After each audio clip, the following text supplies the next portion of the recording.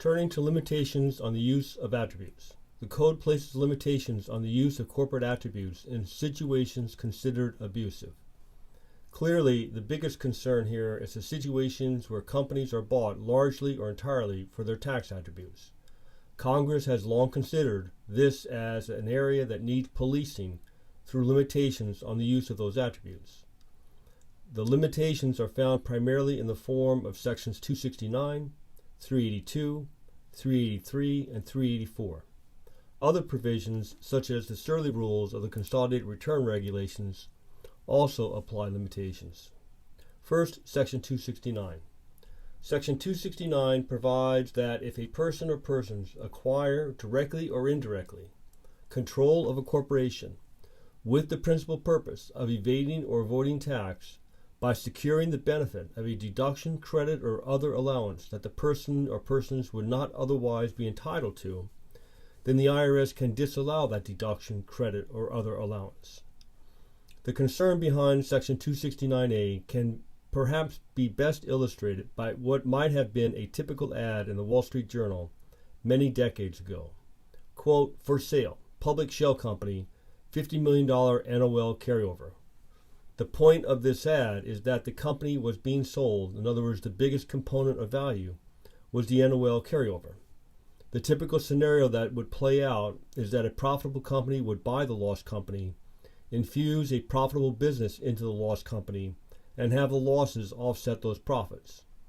This was seen as abusive in that the persons enjoying the tax benefit of those losses were different from the persons that suffered those losses.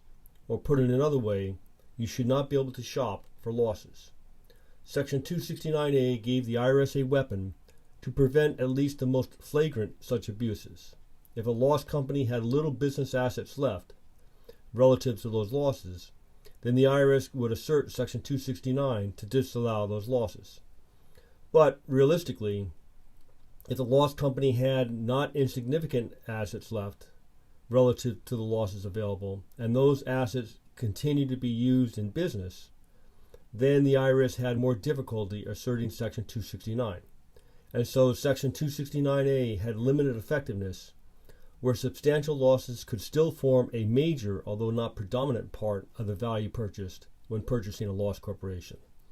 Section 382 and following changes all that.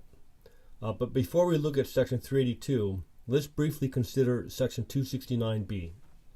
If one corporation makes a qualified stock purchase of another, and within 2 years of that purchase, the acquired corporation is liquidated, and the principal purpose of the liquidation is to evade or avoid taxes by securing the benefit of a deduction, credit, or allowance that the acquired corporation would not otherwise be entitled to, then the IRS can disallow such deduction, credit, or allowance. Now, at first glance, this might sound very similar to Section 269A, and one might wonder what it adds. Well, there's at least one clear distinction. The focus of Section 269A is on losses and credits acquired, while Section 269B is on losses and credits used following a liquidation. And so again, 269B focuses on a liquidation. So even if you avoid Section 269A on the acquisition, if you liquidate the acquired company within 2 years for the principal purpose of using its losses, credits, etc., then the IRS can disallow those benefits. The typical scenario is that a company has sufficient substance to avoid the Section 269A attack upon acquisition, but then the acquiring consolidated group liquidates the acquired company so that the parent company can avoid the Surly rules, limiting use of the acquired company losses. The moral of the story is, wait 2 years before liquidating the acquired company.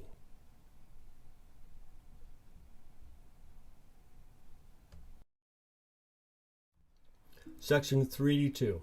Section 382 provides what are effectively much more stringent limitations on the use of losses and other benefits of an acquired company. These limitations are so significant that Section 269A has been rendered largely moot, a point further discussed later. While Section 382 is another one of those sections that has become fairly involved, the main points are somewhat straightforward. The starting point is determining whether the section applies. The main trigger for Section 382 is whether there has been an acquisition of more than 50% of generally all outstanding stock, but not including Section 1504A4 stock, which is your typical preferred stock. So an acquisition of more than 50% of generally all outstanding stock within a testing period of 3 years. If this trigger occurs, then losses of the acquired corporation that economically accrued through the change date will be limited in periods after the change date. Note that what is happening here is that due to topside shareholder transactions, a corporation will be limited in the use of its own losses. This is a somewhat unique scenario where a corporation faces tax consequences not because of something it does, but because of something someone else does, the shareholders have done in this case. The essence of the limitations is that in each post-change period, losses will be limited to an amount equal to the sum of two components. First, the annual limitation, and second, the recognized built-in gain limitation. So again, in any one period after the change, the use of the losses will be limited to the combination of those two components. First, the annual limitation, Section 382B. This limitation is computed as follows. You take the value of the loss corporation and you multiply that by the long-term tax-exempt rate, which gives rise to, a couple of questions. What is meant by the value of the loss corporation, and what is the long-term tax-exempt rate? The long-term tax-exempt rate is supposed to approximate the rate that the Treasury bonds would earn if the bonds were hypothetically tax-exempt. So again, long-term tax-exempt rate theoretically is supposed to approximate the rate that Treasury bonds would earn if those bonds were hypothetically tax-exempt.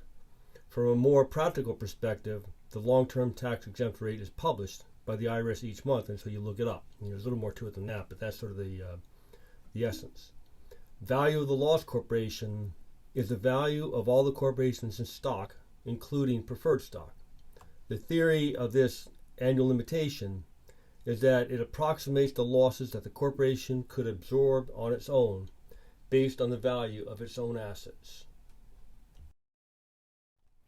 For the year of the ownership change itself, you must allocate income or loss between the period through the change date and the period after the change date. This allocation is done on a daily basis. Any income for the period through the change date can be offset without limitation by the corporation's carryover losses.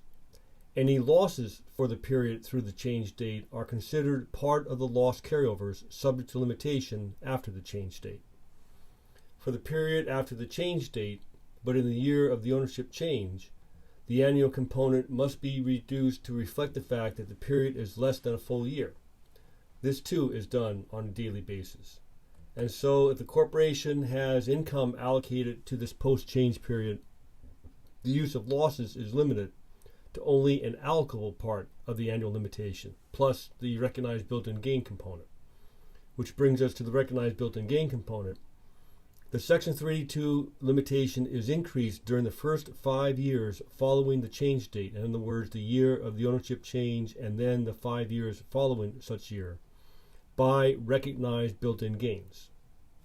For each asset that the loss corporation can establish was held on the ownership change date, the corporation must establish the extent to which each asset's fair market value exceeds its adjusted basis on that date. The theory here is that if a corporation has built-in gains in its assets economically accrued by the change date, that corporation would have been able to use its own losses to absorb those gains, even if it stayed independent of its new owner. And so basically, this limitation operates such that each year, the loss corporation determines what amount of gains have been recognized, but only to the extent they were built-in gains at the change date. But also note you reduce that amount by recognized built-in losses. These are losses recognized in the current year, but only to the extent they were built-in losses on the change date. Also, the total net recognized gains that go into this component cannot exceed the net unrealized built-in gain as of the change date.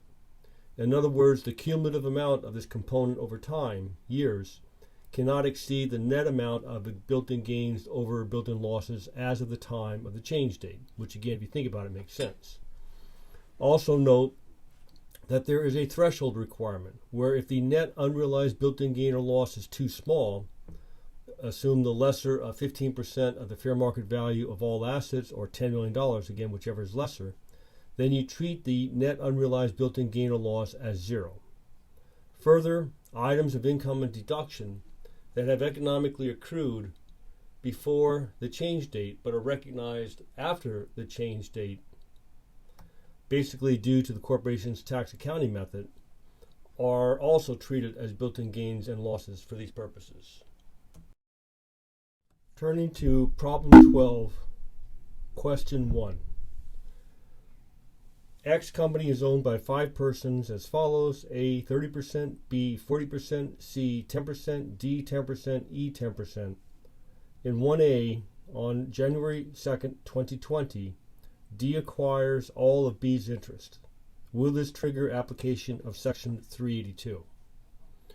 The first stock acquisition does not itself rise to the level of triggering an ownership change. Even though D's ownership interest has increased 400%, from 10% to 50%, and even though D now owns half the company, that is not enough. There must be a 50 percentage point increase as measured relative to all outstanding stock. In question 1B, suppose that on June 1st, 2021, D makes a further purchase. So in other words, in addition to 1A, D makes a further purchase by acquiring all of A's interest. Would this change your answer? Well, now we have an ownership change, triggering application of the Section 382 limitations.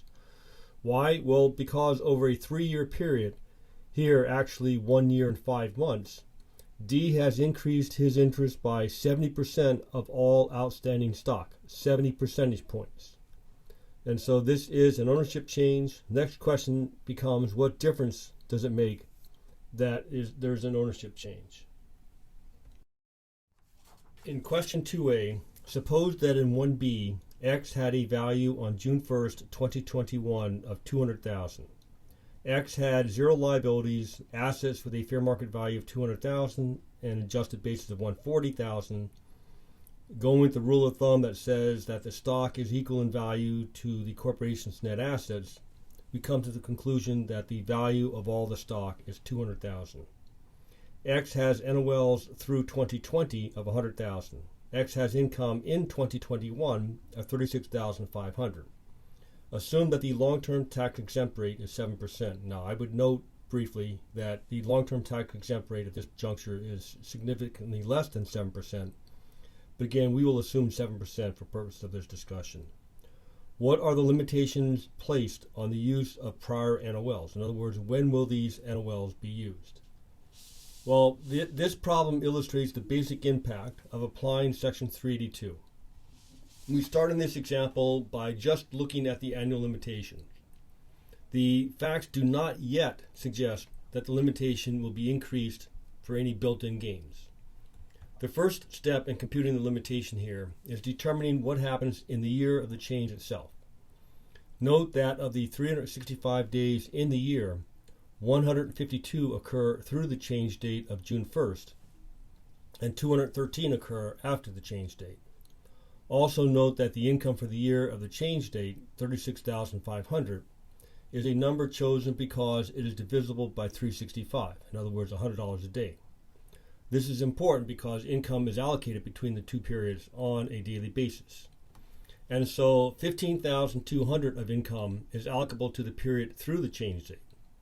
Accordingly, the NOL carryover can be used without Section 382 limitation to offset this amount of income. The income allocable to the post-change part of the year is $21,300. The amount of NOL that can be used to offset this remaining income of $21,300 is limited by Section 382. This limitation is computed as follows. You take the value of the loss corporation, $200,000, you multiply that by the long-term tax exempt rate of 7%, multiplied by 213 over 365, because again, in the year of the change, it has to be a pro rata part of the annual limitation. and that gives you a limitation of 8,170. And so of the total NOL carryover of 100,000 coming into the change year, only 23,370 can be used. 23,370 being 15,200 plus 8,170. This 23,370 NOL will reduce taxable income to 13,130. How do I get 13,130? Well, the pre-NOL taxable income, line 28 of Form 1120, if you will, is 36,500. The NOL deduction, line 29A, again is 23,370, and so that reduces taxable income, line 30, down to 13,130.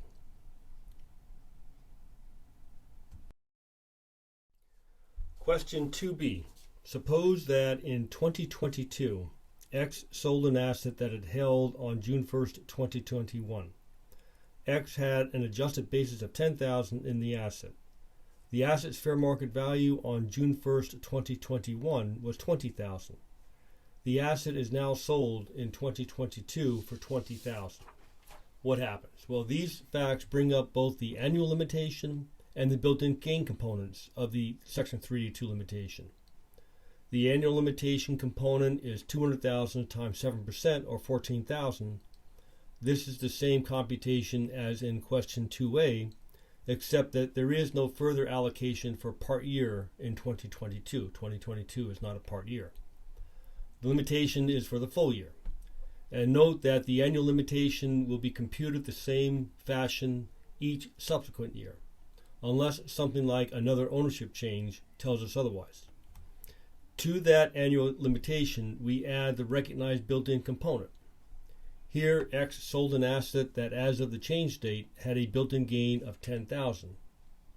The Section 382 limitation can be increased by the gain recognized on this asset up to that 10,000. And so the limitation will be increased by the entire gain of 10,000. This means that up to 24,000 of taxable income can be offset by NOL carryovers in the year after the change date, in 2022. Note that there are other considerations in determining the built-in gain limitation. For one, the cumulative, in other words, the amount over the years increase in the 382 limitation due to the built-in gain component cannot exceed the unrealized built-in gain on the change date, the net unrealized built-in gain on the change date. Here, that would be 200,000 fair market value of assets minus 140,000 adjusted basis in those assets equals 60,000. And so again, the cumulative increase in the 382 limitation for built-in gains cannot exceed 60,000. There are also issues about how you pick up recognized built-in gains against this cumulative limit. Basically, you use up the cumulative total as you recognize net built-in gains each year. Some final points on 382. Note that if in a particular year you cannot use the entire Section 382 limitation for that year, you don't lose it. You can use it the next year, together with any additional amount of limitation from the next year, or the year after that, etc., etc. Another important point about Section 382 is its relationship to Section 269A. The main point is that Section 382 makes Section 269A largely irrelevant. Now, why is that? Well, it's because Section 382 imposes such a stringent limitation relative to the value of the loss corporation that it is unlikely, perhaps very unlikely, that one would acquire a corporation principally for its losses. Section 382 wouldn't allow for it. And so note that Reg 1.269-7 recognizes this possibility. Section 383. What if the favorable attributes of a corporation are not NOLs or not exclusively NOLs? The first point is that technically Section 382 applies only to NOL carryovers. But with one significant caveat, this same concept applies to other attributes as well. The same concept applies through Section 383. So the basic point of the Section 382-383 combination is that Section 382 indicates the total amount of attributes that can be taken in a post-change year, whether those attributes are NOLs, capital loss carryovers, or credit carryovers, subject to that one big caveat. Credits must be first tax affected. The point here is that the Section 382 is expressed in terms of deductions which save at most 35 or now 21 cents on the dollar, whereas credits save you $1 for every dollar of credit. So for example, if the Section 382 limitation for a particular year is $14,000, and to keep matters simple, the corporation has nothing but credit carryovers, the limitation must be tax affected. For example, it might be $14,000 times 21%, or $2,940 of credits. And so again, the point of the 382-383 limitation, combination, is that Section 382 will tell you the total amount of attributes that can be taken in a post-change year. Section 382 and 382 together basically tell you that the combination of NOLs, capital loss carryovers, and tax-affected credit carryovers will be subject to that 382 limitation. Section 384 addresses a similar perceived abuse. What if, instead of a profitable corporation acquiring a lost corporation acquires a profitable corporation? The lost company might do so in order to use its losses by offsetting the profits, such as built-in gains, of the profit company, thus allowing the profitable company to avoid tax on those built-in gains. Presumably, the lost company would purchase the profitable company for less than the value of its assets due to the tax liability lurking in those assets. The lost company would be in a unique position to take advantage of the gap between the lower bases in the assets and their fair market value, because the losses could wipe out that gap. A corporation using its losses to offset some third party's built-in gains as opposed to its own income and gains was seen as abusive, and so Section 384 was enacted to prevent such a scheme. Section 384 is triggered when a first corporation acquires control of another corporation directly or through one or more other corporations, or acquires the assets of another corporation in an A, C, or D reorganization, and either corporation is a gain corporation. If this conditional is triggered, then as a consequence, income in any of the acquisition or following 5 years shall not be offset by any pre-acquisition loss, except such a loss of the gain corporation.